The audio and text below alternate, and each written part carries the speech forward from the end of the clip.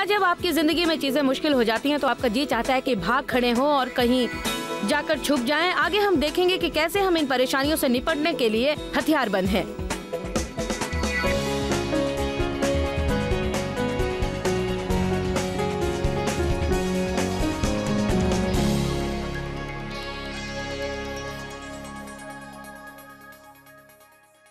एक मिनट में मैं आपको सहीफे दिखाना चाहती हूँ। आमतौर पर मैं सहीफों के बड़े हिस्से पढ़ने से गुरेज करती हूँ क्योंकि मुकम्मल तौर पर तवज्जो नहीं देते, लेकिन मैं आपसे इल्तिजा करती हूँ कि तनदेही से मेरे साथ जुड़े रहें, क्योंकि मेरे ख्याल में ये अगले 3 सहीफे वो हैं जिनका आपको मुताला करना चाहिए और उन्हें समझना और समझना और समझना चाहिए उस वक्त तक जब तक वो आपके लिए इंकिशाफ नहीं बन जाता, क्योंकि ये जिंदगी बदल सकता है। इसलिए मैं चाहती हूँ इफिसियों 1:19 पर देखें।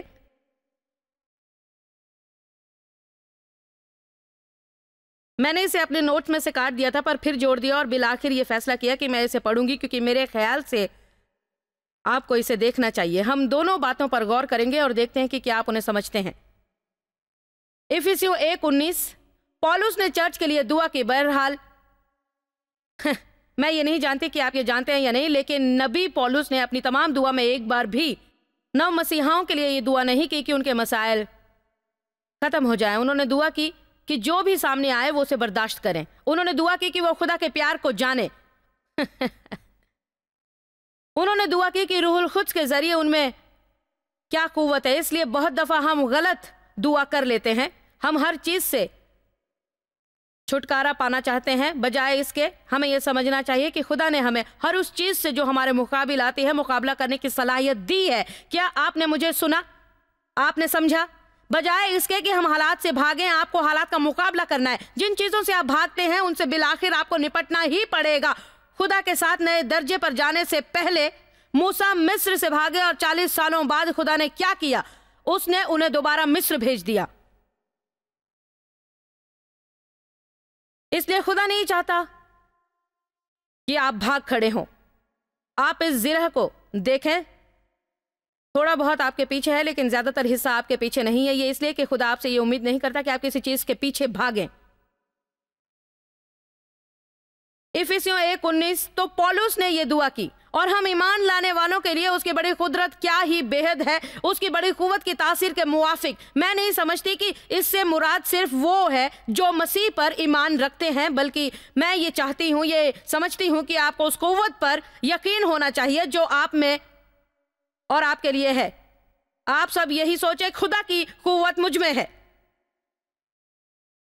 मैं आपको बताती हूं, जब आप इसे 1000 बार कहते हैं तो आप इस पर भरोसा करने लगते हैं, और जब आप ऐसा करते हैं तो आप इस तरह से कभी नहीं भटकेंगे। मैं खुदा का बच्चा हूं, खुदा का डीएनए मुझ में है। मैं जिंदगी में शाहों की मानिंद हुकूमत करूंगा क्योंकि मैं जानता हूं कि मसीह में मैं कौन हूं। खुदा की कुव्वत मुझ में है, मुझे शैतान पर इख्तियार है। फिर आप मैं ये करने की कोशिश करूंगा सिस्टर, जब तक यीशु मुझे लेने दोबारा नहीं आएंगे। खुदा ने एक बार मुझसे कहा, हर बार जब कोई मुझसे पूछता है कि मैं कैसी हूं, मैं उससे कहती हूं कि नए हमले के जेर हूं। तो तुम्हें पता है मैं हमले के जेर हूं, मेरे लिए दुआ करें ब्रदर, मुझ पर हमला हुआ है। खुदा ने मुझसे एक बार कहा, जानते क्या, अगर तुम हमले के लिए तैयार हो तो तुम पर हर वक्त हमला नहीं होगा। हमें जरूरत है कि हम कुछ ज्यादा जारहाना रवैये के साथ जिए। मेरा यह मतलब नहीं कि खराब तरीके से, क्योंकि सिपाही इस तरह नहीं रहता, वो एक मखसूस किस्म का रवैया अपनाते हैं। और खुदा की फौज के सिपाही होने के नाते हमें यह जानना चाहिए कि हम कौन हैं और कौन हमारी तरह है और कौन हमारी तरफ है। और बहरहाल बाइबल ने पहले ही बता दिया है कि जंग कौन जीतेगा। हमें इस तरह बेकार और नादान बनकर नहीं भटकना है कि पता ही ना हो कि हम कौन हैं। तो पौलुस ने कहा, मैं दुआ करता हूं कि तुम उस कुव्वत को जानो जो तुम्हें हासिल है। सब लोग यही सोचें, खुदा की कुव्वत मेरी है।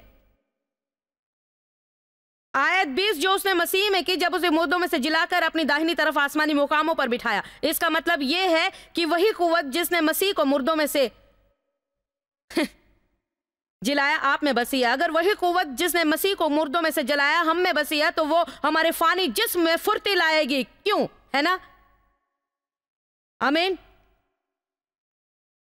और हर तरह की हुकूमत और इख्तियार और कुदरत और रियासत और एक नाम से बहुत बुलंद किया, जो न सिर्फ इस जहान में बल्कि आने वाले जहां में भी लिया जाएगा, और सब कुछ उसके पांव तले कर दिया और उसको सब चीजों का सरदार बनाकर कलीसिया को दे दिया।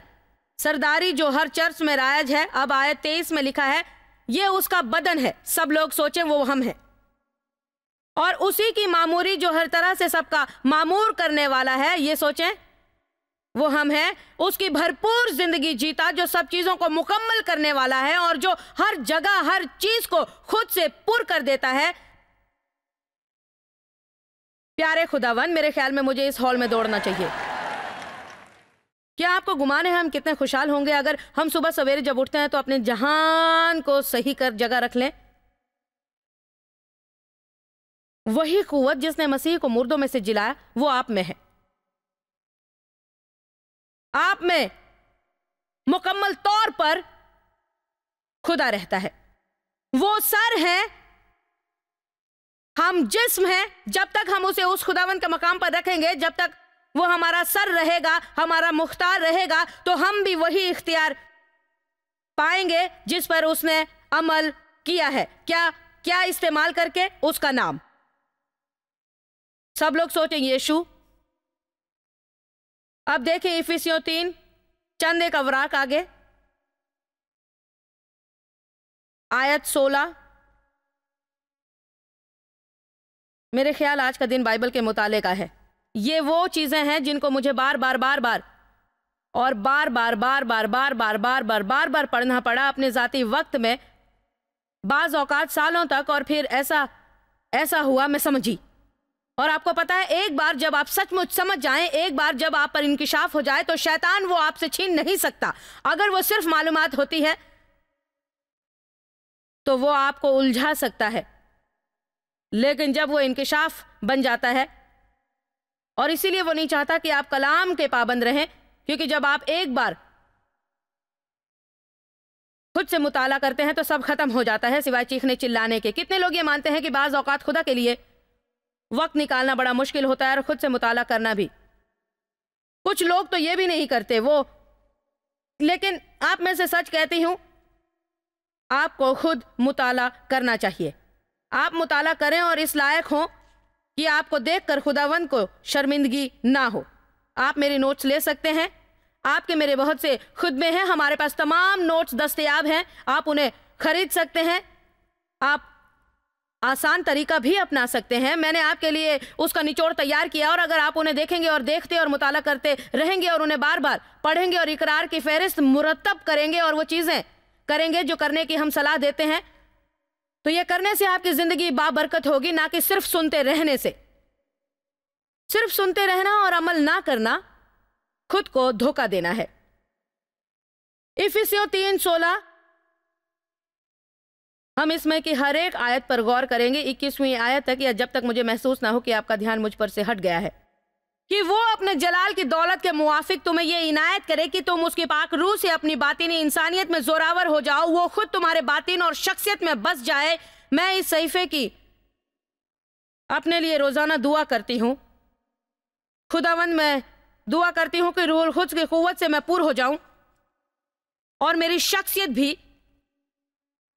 ताकि जब तक आज मैं बाहर जाकर लोगों से निपटूं तो वो मेरी शख्सियत के जरिए तेरा जलवा देखें, ना कि वो मुझको देखें।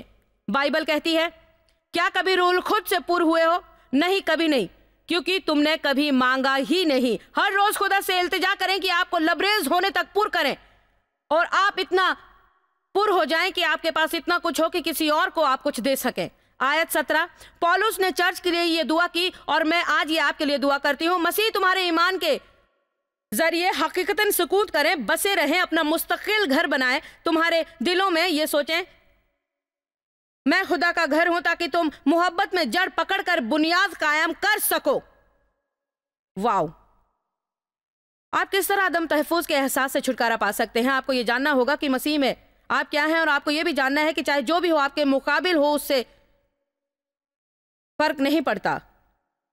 क्योंकि खुदा आपकी तरफ है। वो दुआ करते गए, मैं दुआ करता हूं तुम्हें कुव्वत मिले और जोरावर बनो ताकि सब मुकद्दिसों खुदा के बरगुजीदा बंदों समेत बखूबी जान सको उस मोहब्बत को। ये वो चंद सहीफे हैं जो मेरे लिए जिंदगी बदल देने वाले थे, क्योंकि दरअसल जिस तरह मुझ पर इंकिशाफ हुआ खुदा की मोहब्बत का, वो जो पौलुस यहाँ कह रहे हैं वो है, मैं वो नहीं चाहता कि बस यहाँ ऊपर रहूं, आपको उसके प्यार को महसूस करना चाहिए। अक्सर औकात हम ईमान वाले बहुत सी चीज़ों को खातिर में नहीं लाते और ये सही नहीं है, क्योंकि अगर आप अपनी ज़िंदगी में खुदा के प्यार को जानेंगे, यहाँ तक कि छोटी छोटी बातों में भी, और अगर आप इन छोटी बातों को अहमियत देंगे तो ये छोटी छोटी चीज़ें जो आप देखते हैं कि खुदा आपके लिए करता है, तो आप हैरान रह जाएंगे कि कितनी जल्दी आप खुदा के प्यार में मजबूत हो जाएंगे। इसलिए रोजाना खुदा कई चीजें हमारे लिए करते हैं और हमारे लिए राह हमवार करता है और हमारी मदद करता है और हमारे लिए चीजों को पैदा करता है, लेकिन हम उसे नजरअंदाज करते हैं हालात या इत्तेफाक या कुछ और कहकर या कोई और बहाना बनाकर। ऐसा ना करें। याद रखने के लिए एक किताब रखें उन छोटी चीज़ों के लिए भी जो किसी और के लिए बेमसरफ हों, लेकिन मेरे लिए बहुत अहम है, जो खुदा ने मेरे लिए की है। कितने लोगों को पता है कि छोटी छोटी चीज़ें जो लोग आपके लिए करते हैं वो चंद बड़ी चीज़ों से भी ज़्यादा अहमियत रखती है? कितने लोग मेरे साथ इत्तेफाक करेंगे कि वो खुदा की मोहब्बत पर ध्यान रखेंगे? जब आप ऐसा करते हैं तो आप बहुत पुरजोश रहते हैं। कितने लोग मेरी बात से सहमत हैं कि वो खुदा से प्यार करते हैं? ठीक है खुदावंद, मैं जानता हूं कि बाज औकात आप बहुत चुपके से आते हैं, लेकिन मैं आपका ध्यान रखूंगा। मैं उम्मीद करता हूं कि आप मेरी जिंदगी में आ जाएंगे और अपना प्यार मुझ पर जाहिर करेंगे। अब आप सोच सकते हैं कि मेरी उम्र वाली के लिए यह सब कहना बचकाना है, लेकिन मैं समझती हूं कि मेरी बाइबल कहती है कि जब तक हम छोटे बच्चे की तरह नहीं बन जाते, हम किसी भी तरह बारगाह इलाही में दाखिल नहीं हो सकते। ये ना समझें कि इसके लिए आप बहुत पुख्ता हो चुके हैं। आयत 19, कि तुम जान सको अपने तजुर्बे से मसीह के प्यार को, जो बगैर तजुर्बे के महज इल्म और मुशाहिदा से नहीं जाना जा सकता, और तुम खुदा से लबरेज हो जाओ इस तरह कि तुम्हारा मुकम्मल वजूद उसकी रहमतों से पूर्ण हो जाए। ये मेरे लिए पसंदीदा सहीफों में से एक है कि आप इसे समझ रहे हैं कि तुम रूहानी नेमतों से पूर्ण हो जाओ और वो जिस्म बनो जो खुदा से पूरी तरह लबरेज हो। वो हम आ रहे हैं शैतान, जिस्म जो खुदा से मुकम्मल पूर्ण है। खबरदार, हम बिल्कुल तैयार हैं। यीशु का रवैया क्या था? वो खुदगर्ज और खुद परस्त और उदास और पस्त हिम्मत और नाउम्मीद और मनफी रवैये के साथ परेशान हाल नहीं थे। हमारे पास मिसाल है, हमें बस इतना करना है कि मसीह की इस मिसाल का मुताला करके वो करें जो वो किया करते थे। हमारे पास ये करने की सलाहियत है क्योंकि खुदा ने हमें रूहुल कुद्स की कुव्वत बख्शी है वो सब करने के लिए जो उसने हमें करने के लिए कहा। एक चीज जिसमें हमें छुटकारा पाना है वो ये कि ये बहाना कि ये बहुत मुश्किल है, पर ये बहुत ही मुश्किल है, मुझसे नहीं होगा। किसी ने मुझसे पिछले दिनों कहा मसीही होना बड़ा मुश्किल है। मैंने कहा नहीं, गुनहगार होना मुश्किल है। ठीक है, मसीही होना मुश्किल है, पर एक तरह से, दूसरी तरह से नहीं। किस तरह की मुश्किल आप चाहते हैं? क्या आप गुनहगार बनकर मुश्किल जिंदगी चाहते हैं और फिर अंदरूनी तौर पर परेशान रहकर बाहरी परेशानियां मोल लें, या फिर आप कुछ मुश्किल चीजों से गुजर कर दिली खुशी पाना चाहते हैं, या ये जानकर कि आप सही चीज कर रहे हैं और आप सही फौज में हैं? आपको ये पसंद आएगा।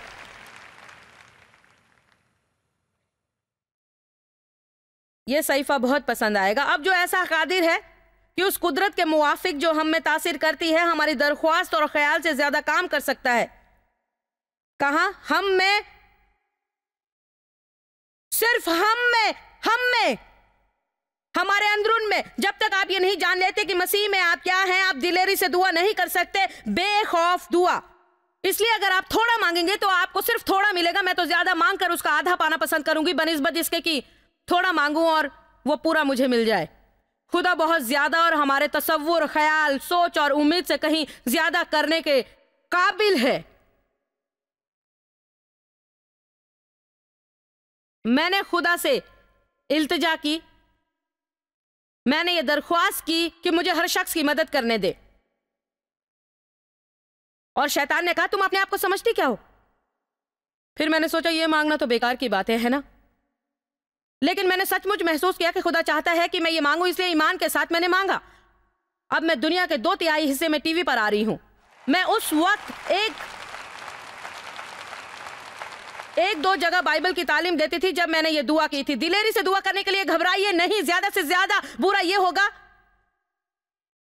कि आपको नहीं मिलेगा, लेकिन बेहतरीन चीज जो हो सकती है वो ये कि हो सकता है अब आप वो करने लगे जो खुदा आपसे चाहता है। आयत 21 कलीसिया में उसकी तमजीद होती रहे। अब एक आखिरी ग्रुप रोमियो 8:31 के बारे में सोचें। खुदा मुझसे प्यार करता है, उसकी कुव्वत मुझ में है, मैं खुदा की शबीह में खल किया गया, मैं सर हूं दुम नहीं। क्या आपको अच्छा महसूस हुआ? सुबह जब आप उठें और शैतान आपसे कहना शुरू करेगा कि आप क्या नहीं हैं, तो उस वक्त आपको चाहिए कि अपना मुंह खोलकर बात करें। रोमियो 8:31, बस हम इन बातों की बाबत क्या कहें? अगर खुदा हमारी तरफ है तो कौन हमारा मुखालिफ है? कौन हमारा दुश्मन हो सकता है? अगर खुदा हमारा तरफदार है, जिसने अपने बेटे को ही दरगीर ना किया बल्कि हम सब के खातिर उसे हवाले कर दिया, वो उसके साथ और सब चीजें भी हमें ना बख्श देगा। खुदा के बरगुजीदों पर कौन नालिश करेगा? खुदा वो है जो उनको रास्तबाज ठहरा कर खुद से सही रिश्ता कायम करवाता है, तो फिर कौन हमको मुजरिम ठहराएगा? सोचें, जब मैं गुनहगार महसूस करता हूं तो यह खुदा नहीं होता। जब मैं गुनहगार महसूस करता हूं तो यह खुदा नहीं होता। जब आप मलामत महसूस करते हैं यह खुदा होता है, पर तंबी से आप गलती जानते हैं, लेकिन वो उससे उभरने का रास्ता बताता है। मलामत आपको मसाइल में और भी उलझा देती है और आप बुरा महसूस करने के अलावा कुछ नहीं कर पाते। आयत 33, कौन आगे आकर उन पर इल्जाम लगाएगा जिन्हें खुदा ने चुना है? क्या वो खुदा जिसने हमें बरी किया? आयत 34, कौन है जो हमको मुजरिम ठहराएगा? क्या यीशु मसीह जो मर गया बल्कि मुर्दों में से जी भी उठा? सोचें, यीशु मुझे मुजरिम नहीं ठहराते। यीशु मुझे मुजरिम नहीं ठहराते, खुदा मुझे मुजरिम नहीं ठहराता। तो अब हमारे पास सिर्फ 2 ही चीजें बची हैं, ये या तो शैतान या फिर आप खुद के लिए कर रहे हैं। और सच कहती हूं, बाज़ औक़ात उसे बहुत मशक्कत नहीं करनी पड़ती क्योंकि उसके सारे काम हम कर देते हैं। कौन हमको मसीह की मोहब्बत से जुदा करेगा? मुसीबत या तंगी या जुल्म या काल या नंगापन या भूख या खतरा या फिर तलवार? चुनांचे लिखा है कि हम तेरी खातिर दिन भर जान से मारे जाते हैं, हम तो ज़िबा होने वाली भेड़ों के बराबर गिने जाते हैं। तो वो कह रहे हैं हमारी जिंदगी में कुछ हो रहा है जिसे लोग देखकर कहते हैं तुम मजाक कर रहे हो, तुम हमसे ये कहने की कोशिश कर रहे हो कि खुदा तुम्हारी तरफ है। मगर उन सब हालतों में उसके वसीले से जिसने हमसे मोहब्बत की, हमको फाते से भी ज्यादा गलबा हासिल होता है, क्योंकि मुझको यकीन है कि खुदा को मोहब्बत जो हमारे खुदावंद मसीह यीशु में है, उससे हमको ना मौत जुदा करेगी, ना जिंदगी, ना फरिश्ते, ना हुकूमतें, ना हाल, ना इस्तकबाल की चीजें, ना कुदरत, ना बुलंदी, ना पस्ती, ना कोई और मखलूक हमें जुदा कर पाएगी। मुझे पता है कि ये करने में मुझे बहुत वक्त लगा, लेकिन मैं चाहती हूं कि आप खुदा इन 3 ग्रुप को सहीफों का मुताला उस वक्त तक करें जब तक ये आपकी जिंदगी में बस नहीं जाते, क्योंकि मैं आपसे कहने की कोशिश कर रही हूं कि आप शैतान को अपनी जिंदगी में उस जगह पर नहीं रख सकेंगे जहां उसे होना चाहिए, और वो है आपके पैरों तले। अगर आप ये नहीं जानेंगे कि मसीह में आप क्या हैं, ये है नंबर 1, और नंबर 2 ये कि खुदा आपसे प्यार करता है, मोहब्बत करता है, आपको खुदा की शबीह में खल किया गया है, और खुदा आपसे प्यार करता है। यहां पर हाकिम कौन है? यूहन्ना अव्वल 3:8 में है, खुदा का बेटा इसलिए जाहिर हुआ था कि इब्लीस के कामों को मिटाए, तो खुदा ने यीशु को इस सबब भेजा था कि वो शैतान के कामों को जाया करे। यीशु ने शैतान को शिकस्त दी, लेकिन अब वो साफ तौर पर कहते हैं कि जो कोई उनमें है वो इस फतेह में शरीक है। हम यीशु मसीह के साथ वुरसे में शरीक हैं। जो कुछ उन्होंने पाया और हासिल किया वो सब कुछ हमारा भी है। यूहन्ना 10:10 में है, चोर नहीं आता मगर चुराने, मार डालने और हलाक करने को। हम जानते हैं शैतान है, उसका एक मकसद है आपसे चुराए, जो कुछ आप में अच्छा है उसे खत्म कर दे, आपकी जिंदगी में अच्छाई को तबाह कर दे। लेकिन इस सहीफे में और कुछ भी है। यीशु ने कहा मैं आया, यहां पर मदाखलत है, लेकिन मैं आया ताकि तुम जिंदगी पाओ और उसका लुत्फ उठाओ और कसरत से उठाओ, इतनी कि वो छलक छलक पड़े। मुझे 7 साल लगे अपनी जिंदगी का लुत्फ उठाना सीखने के लिए। मुझे आपसे कुछ कहने दे, आपको सब्र करना चाहिए, एक चीज से जुड़े रहना चाहिए और एक चीज से दूसरी, तीसरी और चौथी पर नहीं जाना चाहिए। अगर आप ये नहीं जानते कि खुदा आपसे कितना प्यार करता है, अगर ये आपका मसला है, तो उसका मुताला करें तब तक जब तक आप उसे समझते नहीं। आपसे सच कहती हूं कि अगर आप नहीं जानते खुदा आपसे कितना प्यार करता है, तो आपको फरोग और कामयाबी और इस तरह की चीजों में नहीं उलझना चाहिए। उन्हें कुछ अरसे के लिए अलग रखकर पहले अपनी जिंदगी के दूसरे मसाइल को सुलझाएं। जानिए कि मसीह में आप क्या हैं, रास्तबाजी पहनिए, खुदा के कलाम को सीखिए, समझिए बाइबल क्या कहती है। हम गाड़ी को घोड़े के आगे बांधते हैं और पाने की कोशिश करते हैं तमाम रहमतें, कामयाबी, तरक्की और खुशहाली और एक बड़ी मिनिस्ट्री। समझिए भी, आप शैतान पर इख्तियार पाने की कोशिश ना करें अगर सिंक में भरे गंदे बर्तनों पर भी आपका इख्तियार ना हो।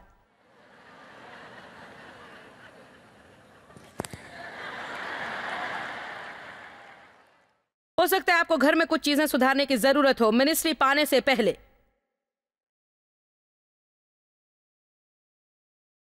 मैं जानती हूं बाज औकात आपको वो पसंद नहीं आता जो मैं कहती हूं, लेकिन आखिर में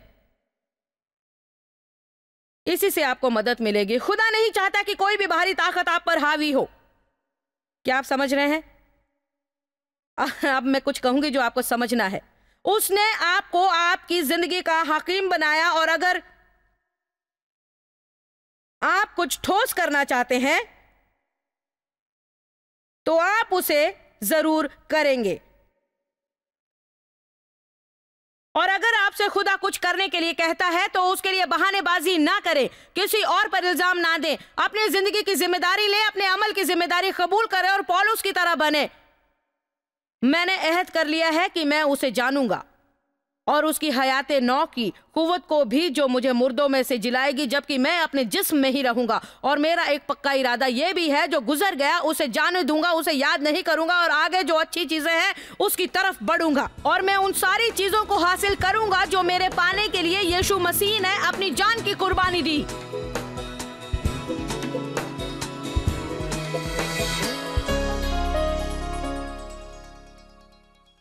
इस वक्त आप पर मायूसी का गलबा होगा, या अगर इस वक्त नहीं तो बिल्कुल शुभ जिंदगी में कभी कभी ऐसा होगा कि आप ऐसा महसूस करेंगे, मुझे पता नहीं मैं ऐसा कर भी पाऊंगा या नहीं। लेकिन हकीकत यह है कि आप कर सकते हैं। बाइबल कहती है कि खुदा हमारी बर्दाश्त से ज्यादा हमको सहने नहीं देता है, कि लेकिन हर लालच के साथ वो उससे उभारने का रास्ता भी बताता है। वो ये भी कहता है कि वो बरतर है जो हमारे बातिन में है बनिस्बत उसके जो दुनिया में है। मैं सचमुच चाहती हूँ कि आप ये कहना तर्क कर दें। ये बहुत मुश्किल है, क्योंकि सच्चाई ये है कि आपके लिए कुछ भी मुश्किल नहीं है जब आप ये समझ लेते हैं कि यीशु मसीह के जरिए आप में क्या कुव्वत है। मैं ये चाहती हूँ कि आप ये जाने कि कामयाबी आपके साथ है। आप इस वक्त ऐसा ना महसूस करते हो, लेकिन अगर आप ये समझ लें तो यीशु आप पर आयान होगा। आज हम पेश कर रहे हैं मेरी 4 हिस्सों की तालीमी series burn one armed and dangerous. मैं चाहती हूं कि आप ये जाने कि मसीह में आप क्या हैं और आपके पास इख्तियार है। और एक किताब जो दरअसल मैंने काफी अरसे पहले लिखी थी, लेकिन बहुत ही जबरदस्त किताब है, बनाम the word the name the blood. Bible के 3 बुनियादी नुकात व उसूल जिनके बारे में आपको जानना चाहिए। और साथ में है एक लाजवाब किताब जिसे मैंने खुद पढ़ा और उससे बहुत कुछ जाना है, डच शीट्स की किताब अथॉरिटी इन प्रेयर। हम ये चीजें आपको रोजाना पेश करते हैं क्योंकि हम चाहते हैं कि आप कामयाब मसीही बने, और ये सिर्फ कलाम इलाही से ही मुमकिन है। इसलिए बराए करम ये तमाम मालूमात हासिल कर लें और फौरी अमल करें। और जब आपको ये वसाइल घर पर मिल जाएं तो उसे कहीं शेल्फ पर रख कर ना छोड़ दें। सुने, पढ़ें और इल्म हासिल करें ताकि आप जिंदगी में कामयाबी पाएं, तरक्की पाएं और आगे बढ़ते जाएं।